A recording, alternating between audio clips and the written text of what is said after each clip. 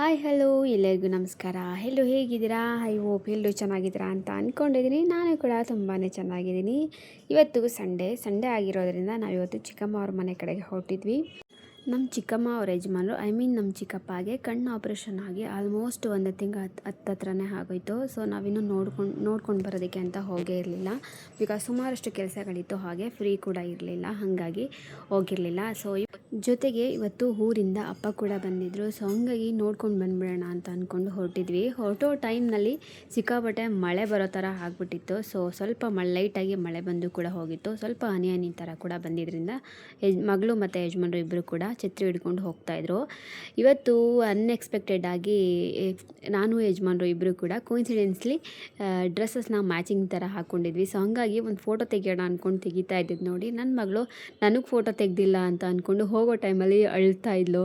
ಅವಳಿಗೆ ಸಮಾಧಾನ ಮಾಡೋದೇ ಒಂದು ದೊಡ್ಡ ಟಾಸ್ಕ್ ಆಗಿತ್ತು. ಸೊ ಅವಳನ್ನ ಸಮಾಧಾನ ಮಾಡಿ ಅಲ್ಲಿಂದ ಬಸ್ ಹತ್ಕೊಂಡು ನಾವು ಹೊರಟಿದ್ದು ಚಿಕ್ಕಮ್ಮವ್ರ ಮನೆ ಕಡೆಗೆ ಸೀದಾ. ಇನ್ನೇನು ನಾವು ಕೂಡ ಮನೆ ರೀಚ್ ಆಗ್ತಾಯಿದ್ವಿ. ನಾವು ಚಿಕ್ಕಮ್ಮಂಗೆ ಬರ್ತೀವಿ ಅಂತ ಕಾಲ್ ಕೂಡ ಏನೂ ಮಾಡಿರಲಿಲ್ಲ. ಸೊ ಅವ್ರಿಗೆ ಕ್ಲೂ ಕೂಡ ಸಿಕ್ಕಿರಲಿಲ್ಲ. ಹಂಗಾಗಿ ನಾವು ಹೋಗಿದ್ದು ನೋಡಿ ಅವ್ರಿಗೆ ಸರ್ಪ್ರೈಸ್ ಅಂತ ಅನಿಸ್ತು. ನನಗೆ ಚೋಟು ನೋಡಿ ಸಿಕ್ಕಾಬಟ್ಟೆ ಖುಷಿ ಆಯಿತು. ಬಿಕಾಸ್ ಅವಳು ನಮ್ಮನ್ನು ನೋಡಿ ಸಿಕ್ಕಾಬಟ್ಟೆ ಸರ್ಪ್ರೈಸ್ ಆದಳು. ಸಡನ್ನಾಗಿ ನಾವು ಹೋಗಿದ್ದು ನೋಡಿ ಅವಳು ಹೇಗೆ ಆಡ್ತಾ ಇದ್ಲು ಅಂತ ನೀವು ಕೂಡ ನೋಡಿ.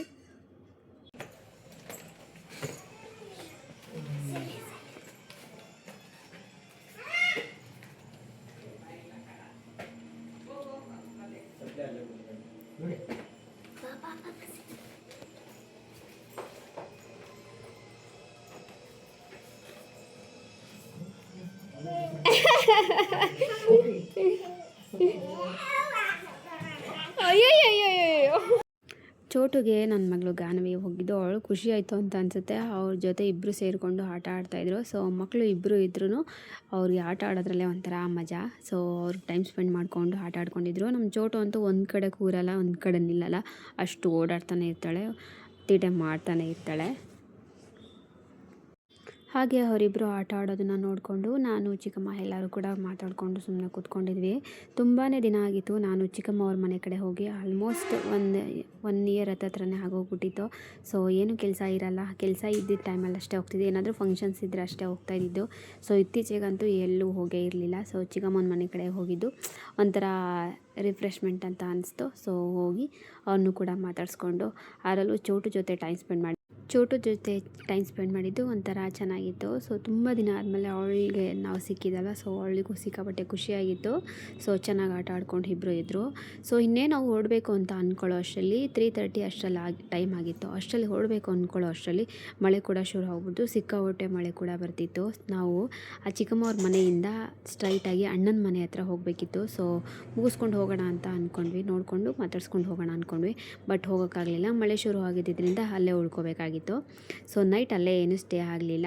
ಚಿಕ್ಕಮ್ಮ ನಾವು ಇದ್ದಿದ್ದ ಅದೇ ಗ್ಯಾಪ್ನಲ್ಲಿ ನಾನ್ ವೆಜ್ ಕೂಡ ಮಾಡಿದರು. ಸೊ ಹಾಗೆ ಊಟ ಎಲ್ಲ ಮಾಡಿಕೊಂಡು ಸ್ವಲ್ಪ ಹೊತ್ತು ಚೋಟು ಜೊತೆ ಕೂಡ ಕೂತ್ಕೊಂಡು ಆಟ ಆಡಿಕೊಂಡು ಆಮೇಲೆ ನಾವು ಹೋಗಿದ್ದು ಟೆರೆಸ್ ಮೇಲ್ಗಡೆ ಮಳೆ ನಿಂತಿದೆಯಾ ಅಂತ ಹೊರಗಡೆ ನೋಡ್ಕೊಂಬರೋಣ ಅಂತ ಹೋದ್ವಿ. ಸೊ ಅವ್ರ ಮನೆ ಮೇಲಿಂದ ಟೆರೆಸ್ಸಲ್ಲಿ ಒಂದು ಒಳ್ಳೆ ವ್ಯೂ ತುಂಬಾ ಚೆನ್ನಾಗಿರುತ್ತೆ. ಸೊ ಪಕ್ಕದಲ್ಲಿ ತೆಂಗಿನ ತೋಟ ಎಲ್ಲ ಇರೋದ್ರಿಂದ ವ್ಯೂ ಚೆನ್ನಾಗಿತ್ತು ಅಂತ ಅಂದ್ಕೊಂಡು ಅಲ್ಲೂ ಕೂಡ ನೋಡಿಕೊಂಡು ಹಾಗೆ ಮಾತಾಡಿಕೊಂಡು ನಾನು ಚಿಕ್ಕಮ್ಮ ಎಲ್ಲರೂ ಕೂಡ ಮಾತಾಡ್ಕೊಂಡು ನಿಂತ್ಕೊಂಡಿದ್ವಿ. ಸಿಕ್ಕಾಪಟ್ಟೆ ಚೆನ್ನಾಗಿರುತ್ತೆ ಅಲ್ಲಿನ ವೆದರು. ಮಳೆ ಬರ್ತಾ ಇದ್ದಿದ್ದಕ್ಕೂ ಅದಕ್ಕೂ ತೆಂಗಿನ ತೋಟ ಇದ್ದಿದ್ದಕ್ಕೂ ಅದಕ್ಕೂ ಪಕ್ಷಿಗಳೆಲ್ಲ ಹಾರಾಡ್ತಾಯಿತ್ತು. ಹಾಗಾಗಿ ಅದನ್ನೆಲ್ಲ ನೋಡಿಕೊಂಡು ನಿಂತ್ಕೊಂಡಿದ್ವಿ. ಸಿಕ್ಕಾಪಟ್ಟೆ ಚೆನ್ನಾಗಿತ್ತು. ಮಳೆ ತುಂಬ ಜೋರಾಗಿ ಬಂದಿದ್ದಕ್ಕೂ ಅದಕ್ಕೂ ಸಿಕ್ಕಾಪಟ್ಟೆ ಕೂಲಾಗಂತೂ ಇತ್ತು ವೆದರು. ತುಂಬಾ ಚೆನ್ನಾಗಿತ್ತು. ಸೆಕೆನೂ ಆಗ್ತಿರಲಿಲ್ಲ, ಚಳಿನೂ ಆಗ್ತಿರಲಿಲ್ಲ, ಮೀಡಿಯಮ್ ಆಗಿದ್ದರಿಂದ ವೆದರ್ ಚೆನ್ನಾಗಿತ್ತು. ಕತ್ಲೆ ಕೂಡ ಆಗ್ತಾಯಿತ್ತು. ಹಾಗೆ ಮಳೆ ಕೂಡ ನಿಂತಿದ್ದರಿಂದ ಆಟೋ ಬುಕ್ ಮಾಡಿಕೊಂಡು ಸೀದಾ ನಾವು ಬಂದಿದ್ದು ಅಣ್ಣನ ಮನೆಗೆ. ನಾವು ಬರೋಷ್ಟರಲ್ಲಿ ಇವರು ಕೂಡ ಆಲ್ರೆಡಿ ನಾನ್ ವೆಜ್ ಮಾಡಿಕೊಂಡು ರೆಡಿ ಮಾಡಿ ಇಟ್ಕೊಂಡಿದ್ರು. ನಾಟಿ ಕೋಳಿ ಸಾಂಬಾರು ಮಾಡಿ ಹಾಗೆ ಕಬಾಬ್ ಕೂಡ ಮಾಡ್ತಾಯಿದ್ರು ಅಣ್ಣ. ಸೊ ಇವರು ಕೂಡ ನಾನ್ ವೆಜ್ ಮಾಡ್ಕೊಂಡು ಇಟ್ಕೊಂಡಿದ್ರು. ನಾವು ಆಲ್ರೆಡಿ ಚಿಕ್ಕಮ್ಮನ ಮನೆಯಲ್ಲಿ ಊಟ ಮಾಡಿದ್ದರಿಂದ ಇಲ್ಲೂ ಕೂಡ ಊಟ ಮಾಡಬೇಕಾ ಅಂತ ಅನ್ನಿಸ್ತಾಯಿತ್ತು. ಬಟ್ ಅವ್ರಿಗೂ ಕೂಡ ಬೇಜಾರು ಮಾಡಬಾರ್ದು ಅಲ್ವಾ, ಹಾಗಾಗಿ ಸ್ವಲ್ಪ ಲೇಟಾಗಿ ಊಟ ಮಾಡೋಣ ಅಂತ ಅಂದ್ಕೊಂಡು ಲೇಟಾಗಿ ಊಟ ಮಾಡ್ಕೊಂಡು ಆಮೇಲೆ ಹೊರಡೋಣ ಅಂತ ಅಂದ್ಕೊಂಡು ಎಲ್ಲರೂ ಸೇರಿ ಮಾತಾಡ್ಕೊಂಡಿದ್ದೆಲ್ಲ ಮುಗಿದ್ಮೇಲೆ ಆಮೇಲೆ ಎದ್ದು ಅಣ್ಣ ಕೂಡ ಕಬಾಬ್ ಹಾಕ್ತಾಯಿದ್ರು. ನಾವು ಕೂಡ ಲೇಟ್ ಆಗ್ತಿತ್ತು, ಹೊರಡಬೇಕು ಅಂದ್ಕೊಂಡಿದ್ವಿ ಹಾಗಾಗಿ. ಸೊ ಅಣ್ಣ ಕಬಾಬ್ನ ಸಖತ್ತಾಗಿ ಮಾಡ್ತಾರೆ. ಸೊ ನನಗಂತೂ ಸಿಕ್ಕಾಪಟ್ಟೆ ಇಷ್ಟ ಅಣ್ಣ ಮಾಡೋ ಕಬಾಬು. ಸೊ ರೆಸಿಪಿ ಬೇಕು ಅಂದರೆ ಕಾಮೆಂಟ್ ಮಾಡಿ, ನಿಮ್ಗೆ ಕೂಡ ತಿಳಿಸ್ಕೊಡ್ತೀನಿ. ಕಬಾಬ್ ಎಲ್ಲ ಮಾಡಿದ್ದಾರೆ. ಆದಮೇಲೆ ಊಟ ಕೂಡ ಮುಗಿಸ್ಕೊಂಡು ಅಲ್ಲಿಂದ ನಾವು ಮನೆ ಕಡೆಗೆ ಹೊರಟ್ವಿ. ಬರೋಷ್ಟರಲ್ಲಿ ಆಲ್ಮೋಸ್ಟ್ ಲೇಟ್ ಆಗಿಬಿಟ್ಟಿತ್ತು. ಸೊ ಹಂಗಾಗಿ ಅಲ್ಲಿ ವೀಡಿಯೋನ ಏನೂ ಎಂಡ್ ಮಾಡೋದಕ್ಕಾಗಿಲ್ಲ. ಹೋಪ್ ನಿಮಗೆ ವೀಡಿಯೋ ಇಷ್ಟ ಆಗಿದೆ ಅಂತ ಅಂದ್ಕೊಂಡಿದ್ದೀನಿ.